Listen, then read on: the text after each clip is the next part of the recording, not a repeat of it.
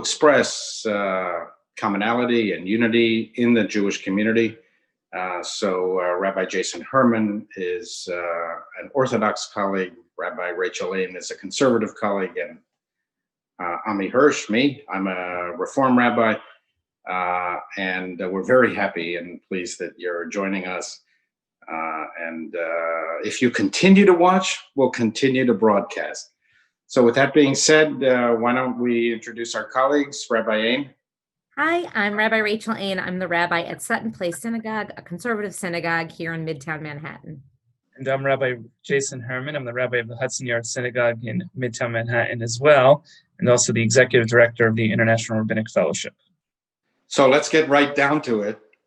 We are actually recording this on Wednesday afternoon. And as we speak, the House of Representatives is debating the impeachment motion, which we expect will be passed, maybe even during the course of this discussion. So we want to try and dedicate this conversation to what is happening in the country. Let me ask you, Rabbi Ain, maybe you want to give some preliminary observations and points that you think are important, not only for Americans, but for the Jewish community. So I think this past week has been fascinating in our world. On one hand, I don't think any of us were actually surprised by anything that has happened. And yet we were all extraordinarily shocked and continue to be shocked at the egregious behavior from President Trump to many of those in Republican leadership, as well as, and just as important, those Americans in the streets in front of and in the Capitol last week, who took our sacred space, a concept that I think as Jews is something that I know I take seriously, who took our sacred space, the Capitol, and defamed it with their words, their actions, their footsteps. And we need to think about, how do we appreciate and reclaim sacred space? That's one issue that I've been thinking a lot about. And how do we shut down this rhetoric while encouraging unity without giving a pass for people who've been making such horrible statements and claims of falsities? Jason, Rabbi Herman. It's amazing. I actually had two very similar reactions to Rabbi Ain. Colleague of mine posted actually on Facebook, a quote from the Gemara describing the invasion first of the Beit HaMikdash, of the temple in Jerusalem, before the destruction. And the Gemara has this expression, it says, "Uvav ba'pritzim v'chiluluha," that when the soldiers came in, they automatically, their mere presence, defamed and defiled it.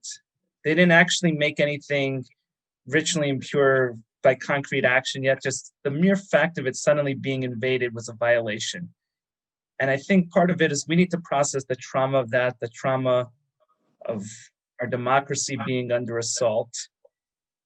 And then again, there's this feelings of unity, but also the balance of accountability. So I want to take it, maybe to the just sort of the next step, because I think this has always been a difficult conversation.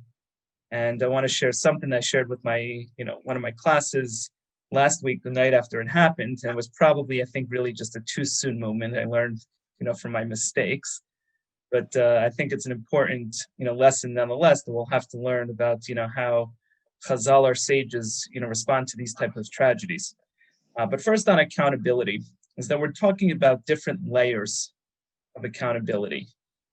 And you have the people who actually committed the illegal acts of storming the Capitol and violation of property, as well as going all the way up to murder. We have to remember 5 people died, assault, and everything in between. And there's an accountability to hold them responsible for everything that they did in violation of the law. Then there's the accountability that we have going on now. What role and responsibility does President Trump have for what he did and contributed to this? But then people are looking for accountabilities in layers beyond. That there's, what accountability do members of Congress and the Senate have who perpetuated the lies and the beliefs that sort of angered the crowd? And what responsibility and accountability do you have to people who may have voted for them or voted for President Trump? And then you can even widen it and make it broader to what accountability do we all have, for having a society where this type of thing could take place.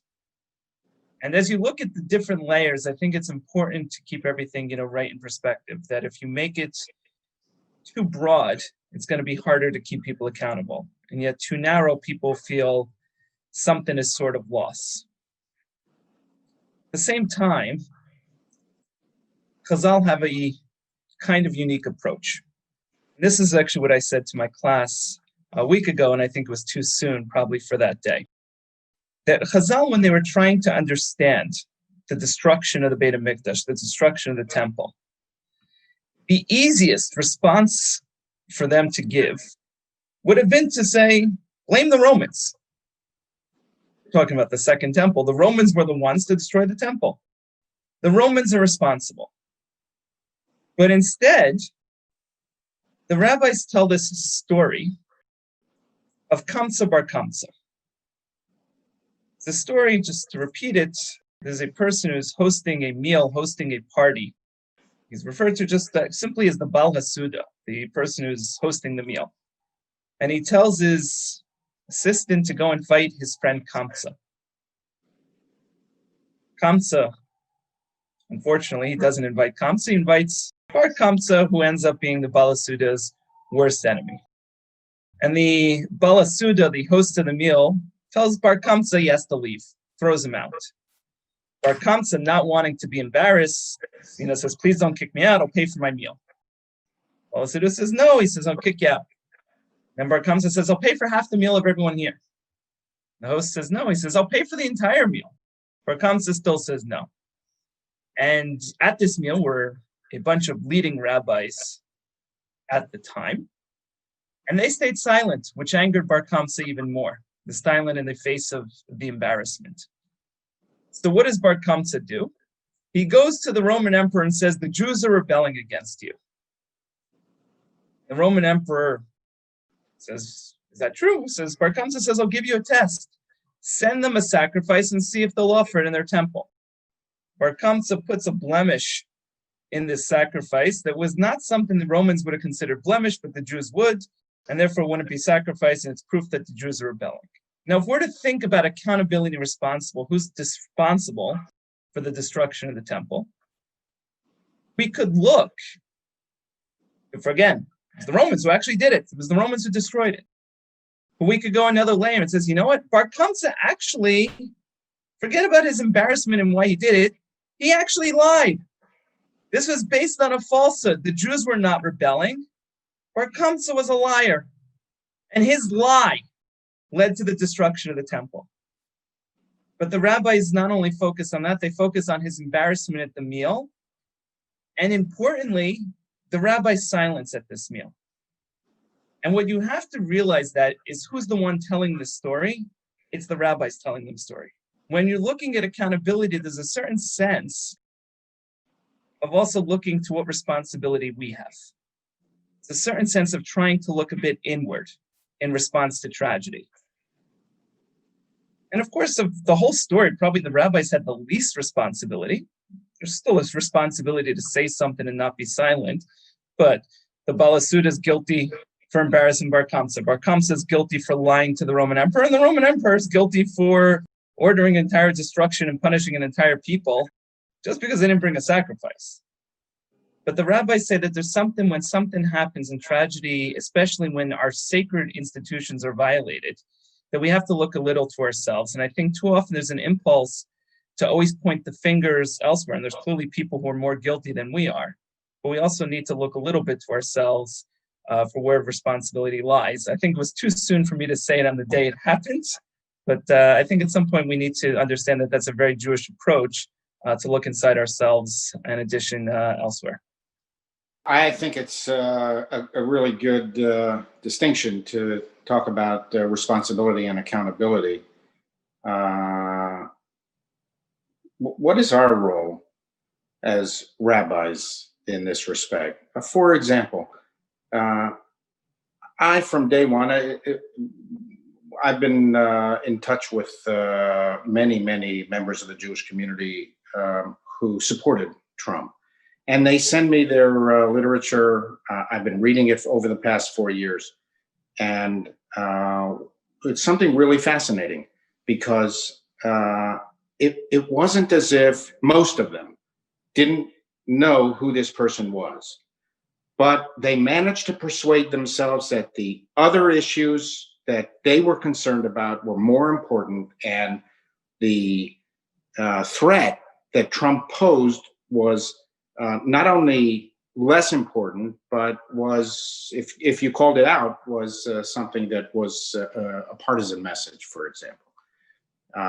And so they millions, tens of millions of Americans managed to persuade themselves that their 401ks, tax policies, the judges that the president advanced were more important, and therefore they suppressed any recognition of the threat that Trump poses. I, from the beginning, tried to point out that these lies, these assaults on American institutions would eventually chip away at the foundations of the American Republic. And I started doing that when Donald Trump first began to run, and I haven't stopped doing that as of this week. But it's just really interesting to me that so many tens of millions of Americans managed to persuade themselves that these threats that we were calling out were not as important. And now we see the effect of the constant assault on American institutions. So that being said, what do you think our role is? We are, all of us, at the end of the day, including my congregation, which is on the Upper West Side of New York. All of us have people in our congregation who vote for different parties. What is our rabbinic role, in your opinion, in calling responsibility out when we see it, in particular if we consider it to be a grievous threat, if not in the short term, then in the long term? So for me, I think the issue is the role we play is not to be political commentator and end there. That's not our expertise. Our expertise is being Jewish and teaching Jewish. And so even last Friday, and thinking about what is the message I am crafting, or last Wednesday when this first happened, what was the Facebook post that I felt I needed to message? Because we know that, so ironically, social media is one of those platforms where we do need to get our messages out. And I shared on social media on Wednesday my shock and my sadness, really as a person, not even as a rabbi, but as a person. And I invited people to join us that evening for Mincha Mariv, to be together for our afternoon and evening service, to be together and to think and to reflect and to sing. And one of my congregants reached out to me in appreciation that of the many different posts she saw from different religious leaders, she appreciated the call to be together in community, that was our response. My second response was on Friday when I had 48 hours to process, and I knew I was sending out my weekly Shabbat message. And of course, I wanted to reflect on these horrific actions. And I decided to go the direction of what are the power of words to destroy worlds and the power of words to create worlds. Because none of us are Donald Trump, and most of us are not running for public office. But we do understand the power of words on a micro and macro level. And the words that he spoke, of course, needed to be called out. But if we left it at that, if we left lies and falsehoods at what other people were talking about, then we weren't going to look deeply and say, what happens when we are not honest, whether it's about the news cycle or anything else. So for me, that was a message to be learned on Friday morning, is that words really do have an impact, and we can't let people get away with words that aren't true. And then finally, Friday night, when we were together again in a ritual moment, I looked at our texts. What do our texts teach us about coming back into our sacred space? And we looked at Eicha, Lamentations. We looked at the book of Maccabees to understand how did the Jews return to the temple? Because that was important to me. How do our traditional sacred texts speak to us today? And I'm blown away. That's really, I think if we go back to what we started with, just the notions of both accountability and speaking to unity, I think we as rabbis can speak about the value of accountability, why accountability is important. And I think from a Jewish perspective, it's important because it's actually a message of actually caring. That you look at the Midot HaRachamim, the attributes of mercy that we recite so often around Rosh Hashanah Yom Kippur, begins with the name of God, Hashem Hashem, and then it says Kel, which is the name of God that's usually about Midat Hadin, the attribute of judgment. So why is judgment included in the attribute of mercy? So I've heard it explained that if you don't actually hold people accountable, it's sort of a sign of not caring. That if you don't care about people, you just let them do whatever they want. But when you actually care, you want to actually show you actually care about what people do. So accountability is actually also a form of caring. And I think, maybe need to remind people of that too. And then with that, I think also that what we do when we're holding people accountable, we want it to be framed, and maybe we want to send the message that accountability is about that. It's about accountability, and it's not about revenge. And it's not about partisan one-upmanship. We want to show that it's accountability because actions have consequences, and it's not about one side versus another. And that's actually what leads to the second piece where I think rabbis would play a bigger role, which is in the role of things being about unity. And, Rabbi Hirsch, when you asked the question, speaking to Trump supporters and how they allowed themselves to believe what they believed, in my own conversations with Trump supporters, people have different reasons for supporting the president, but I think they all come back to one basic reason, is that there is a fear of the other side. And it's a fear, not just a fear of the other side in ways that are often drummed up, but it's a fear that the other side will in some way undermine what is the most important values to their identity and to who they are as people. So if you're an Israel supporter, it's not just that liberals and Democrats might have a different view on Israel.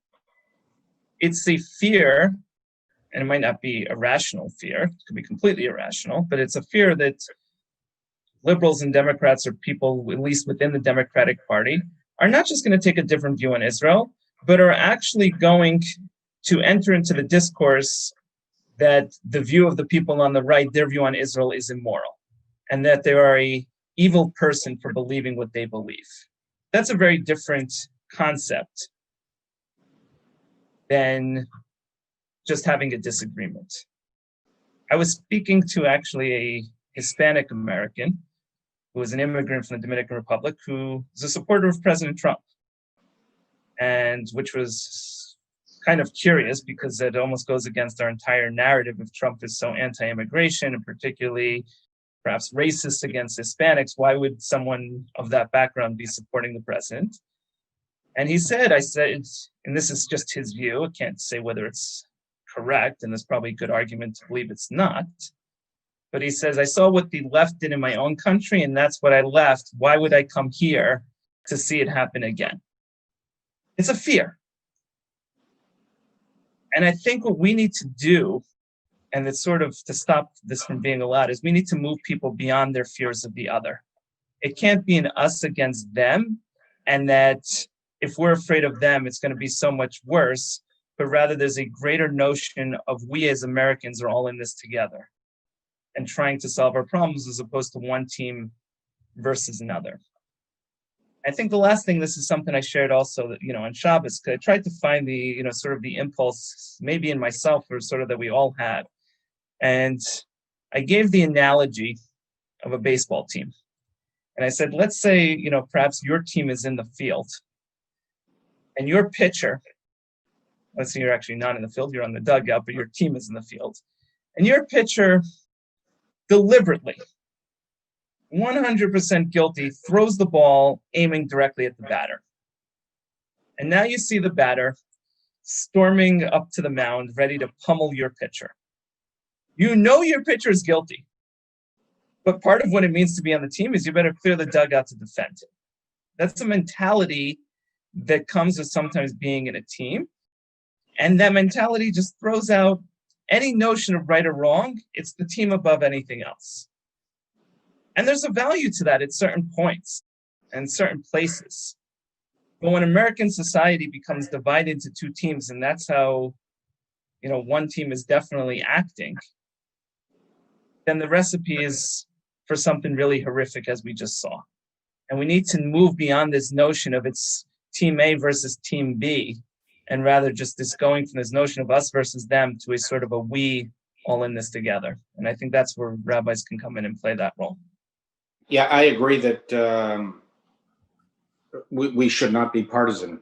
In fact, technically, that's not even legal because we're not-for-profits, 501c3. But the problem always arises whenever you touch on a policy matter, which is our domain, because all policies have moral ramifications. Because of this polarized atmosphere that you talked about, Jason, it immediately invades political space. And people assume, because they assume everything about everybody nowadays, that they're either in one camp or another, that we're speaking politically. My own view is that thrusts on rabbis an even greater importance to speak the truth. Now, truth, of course, is a very complicated matter. It's a subjective matter because everything human is subject to human fallibilities and human weaknesses. Nonetheless, it is our unique vocation. I think the world yearns for moral leadership, and moral leadership requires us to call out what we see as wrong in society.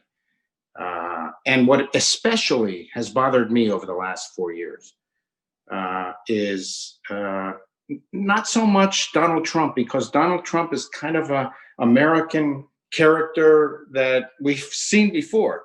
And in any case, in our system of government, this kind of person would not have been able to have gained the kind of traction that he did without being enabled.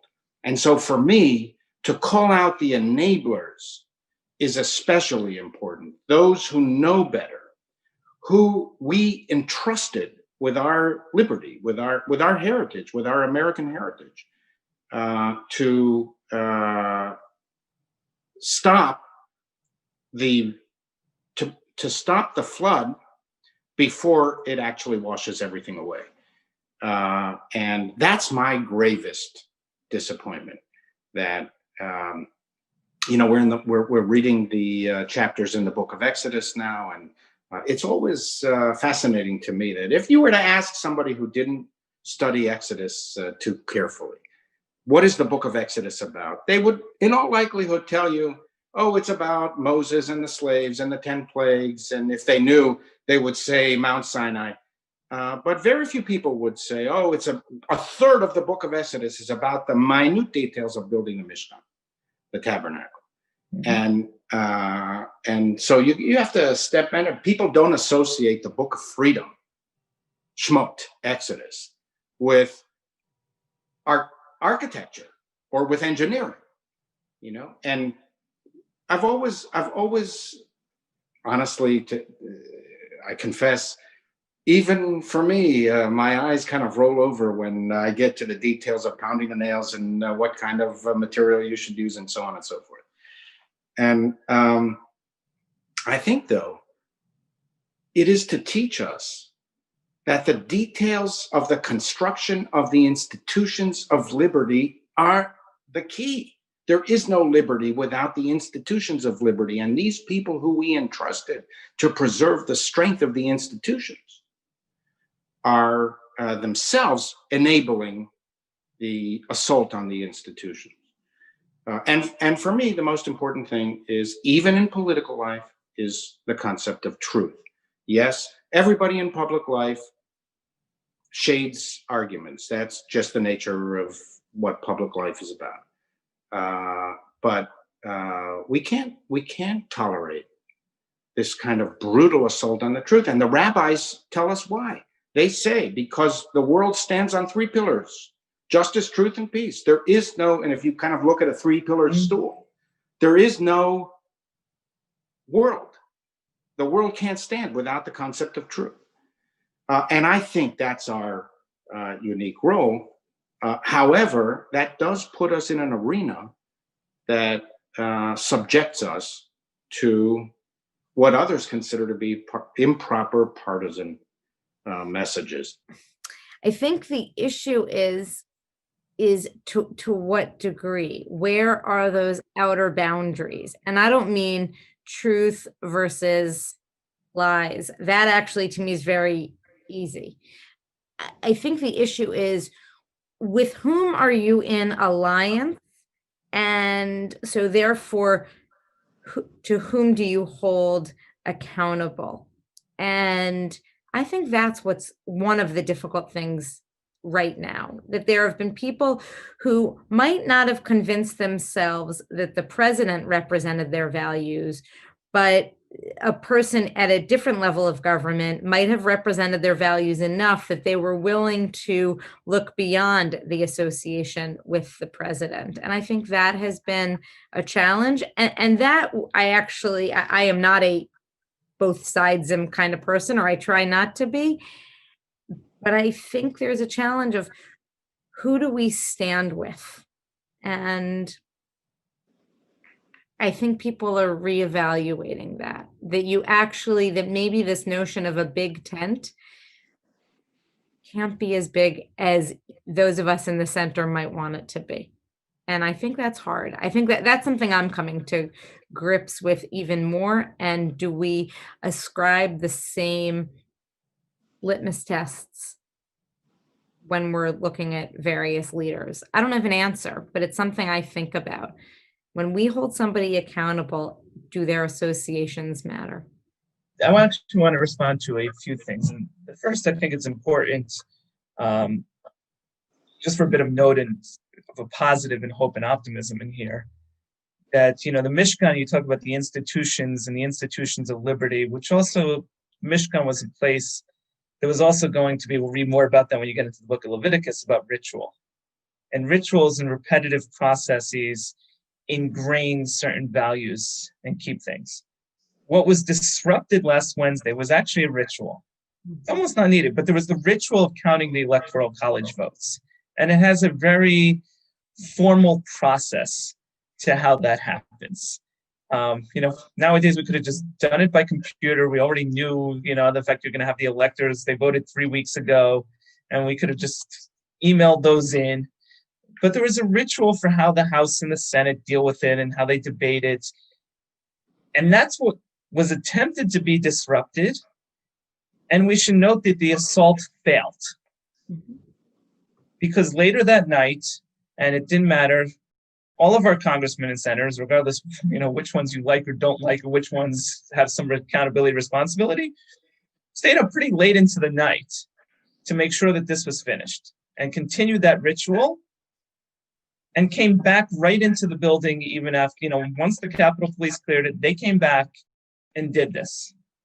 Now, they could have said, okay, there was a whole assault. We're just going to sort of dispense with this counting and we'll just make it official some other way. But they went back and actually completed the ritual. And actually, I think in many ways that actually preserves the liberty and democracy that was cherished in the institution. It was almost an immediate Hanukkah. They rededicated the Capitol that very night. And I think we should take a little bit of just moment, regardless, who we think is at fault, but just recognize that actually also happened, that Wednesday night was probably as important, if not more important, than what happened during Wednesday during the day. The second piece I want to say is also something important about the Mishkan. It goes to what I was saying before, is that the Mishkan was a communal project. Everyone was working together to build it. Everyone had a piece in it. That's, just from giving machatzit shekel, half of the shekel went to the half shekels that every single person gave formed the foundation of the bases that held the krashim, the beams up. Were actually built on something that was actually uniform across everybody's contribution. It's something that built on everything that people gave. But I want to also then come and sort of give a little pushback from the other side. We as rabbis, as you correctly said, have a moral message, and we speak a moral truth. That's what religious leaders do.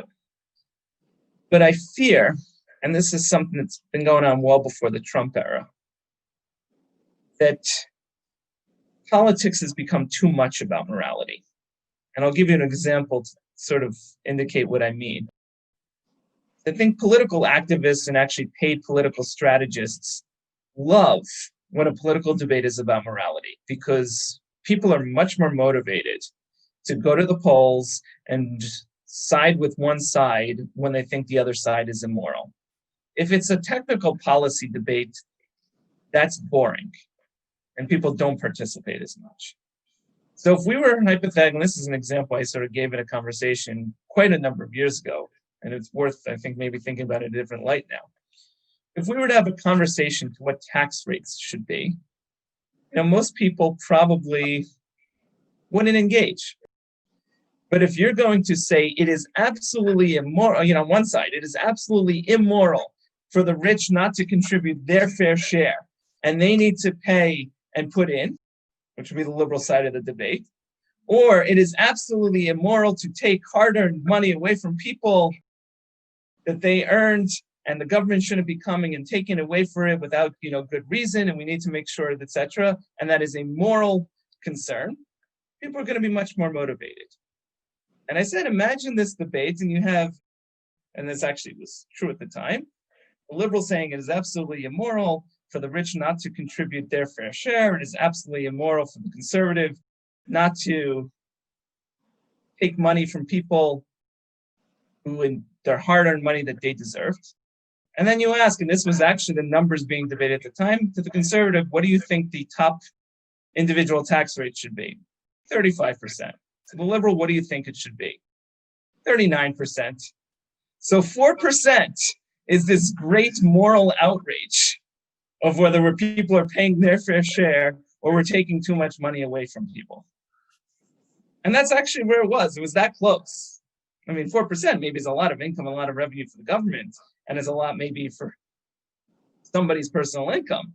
But is that really a moral debate at that point? Yeah, we can make, and we rabbis love it too, because if we can make every issue a moral debate, then we become more relevant. But it's those same moral debates that maybe drive us apart a little more, and we maybe need to focus a little bit to when things are really, really a moral issue, and when they're policy debates disguised as morality. I do think there is, I'm glad, Jason, that you pointed out that there were some positive things that we saw. I think that maybe is a good way to introduce the final topic for us. Just looking forward, what do you anticipate for the country? It's going to be a momentous year in any case, because we expect that vaccines will begin to really reduce the effects of the pandemic over the next 6 to 9 months. A new administration will be inaugurated within a week. So it will be a year of momentous change. And I do think that if you look back at the last 4 years, and even in the events of the last couple of months since the elections, our American institutions were under enormous stress. It was like a huge national stress test for American democracy. And we did pass. The elections, actually, this is the great sorrow that I have from these constant drumbeat accusations of the elections were rigged. Not only were they not rigged, they were magnificent. More Americans voted than ever before. They voted in the middle of a pandemic. They cared about voting. There were no to speak of acts of violence. There was no wide-scale fraud to speak about. We came through in flying colors. So the accusation that the elections were rigged is even more offensive. And if you look back and you look at the strength of American democracy, on the one hand, it is fair to point out that we withstood the pressure and we passed so far. I'm haunted by well over 100 members of Congress voting not to certify the elections in both the House, and there were also senators who didn't approve the Electoral College. And I'm haunted of not only the violence that took place, but I fear that might only be the beginning of a wide-scale insurrection. All of that being said, I do think it's fair to point out that American democracy withstood the test. Weaker democracies would not have withstood what America has gone through. And I think that's reason for optimism, along with the inauguration of a new administration. And I hope that our lives will begin to change with widespread vaccinations. So that's kind of my summary statement. Why don't we give each other an opportunity also just to inject a note of optimism as we look forward to the year ahead? I was actually thinking, again, to another story dealing with the destruction of the Beit HaMikdash, which is a note of optimism. The Gemara also tells a story where a group of rabbis saw a pack of wolves on the site of the destroyed Beit HaMikdash. They were crying about this. Rabbi Akiva started laughing. And they asked Rabbi Akiva, "Why are you laughing?" And he said it was prophesied that the Beit HaMikdash would be destroyed and wolves would roam Har Habayit, the Temple Mount. And he says, so now that I saw that the first part of the prophecy was true, I'm also optimistic about the second part of the prophecy of one day the Beit HaMikdash being rebuilt. I think, and this is me reflecting on that story, I think in a lot of ways, and I know for the last 4 years, a lot of people saying, it can't possibly get worse, like we've hit rock bottom, and then suddenly we found another way to get even lower. For me, I actually believe that last week really was rock bottom. And that means there's only one direction to really go from here, and that's actually back up. Maybe try and sum up some fear, but I actually believe that this was a turning point. And I think you're starting to see it this week. You're now seeing, Republicans who are going to be voting in larger numbers for impeachment now than they did a year ago for the previous impeachment, both in the House and in the Senate. New York Times this morning spoke about even a dozen Republican senators already possibly on board. But I don't think it's really even so much about impeachment, but it just I have this feeling in the air almost that something has changed. Now, we shouldn't be a little too rosy about this, because if you're to picture everything that's happening in America as a curve, with this downward sloping line, and then you hit rock bottom, when it turns up, even for a while until it climbs, you're still pretty low. And you're going to be pretty low, I think, for a little bit. But I think the direction has now changed, that we're climbing up. It might still be low for a while, and that slope up could be, take some time. But I think we're now finally maybe turning the corner and moving in a very different direction as a country. And I think it's a direction of one we're actually, to end where we started, of one we're really trying to maybe come together and focus much more on just we in this together as opposed to an us versus them. I'm going to stay with the micro rather than the macro, because I think even as someone in the center, I think there's a long way to go before we get to unity. I think we are where we are because we haven't been able to hear the cries of our people. And that sort of leaves me speechless. I'm still trying to have us tease out, where have there been injustices in the foundations of our institutions. I mean, to use the metaphor that we've been speaking of this whole time together, if we think about the Mishkan, our institutions, our communities were built on the backs of people that we need to elevate. And coming together does not erase those injustices. So I think we need to think about that while trying to come together, but we can't ignore that. So for me, the hope that I take as we've turned this corner into 2021 is the smaller but mightier institutions of our own. You know, we've talked about what's the role of the synagogue in a COVID world. And while I imagine that numbers, strict data might be smaller for a number of institutions with regard to affiliated membership, participation and connection and contribution to the whole, this sacred work that we do, I see as really strong. I see people caring about each other. I see our daily minions celebrating as older members of our synagogue each get a vaccine. So I think there is a way we've become a part of each other's lives that we weren't before, even though we thought we were. And that gives me hope, and it gives me motivation to do this work that we do, because we matter, our communities matter, and we can't change the world overnight, but if we can work in community and in connection, I think there's something really powerful about that. So I'll just say one final word to summarize: keep the faith. I believe in America. America has gone through worse crises. There's something about America that gives it the potential for miraculous regeneration. And the country remains with huge, exceptional potential. But it's hard work. It requires an engaged, active citizenry that is committed to the main basic principles for which we stand. So first of all, Rachel and Jason, thank you very much. Thank you all for listening to us. Wish you good health and many blessings.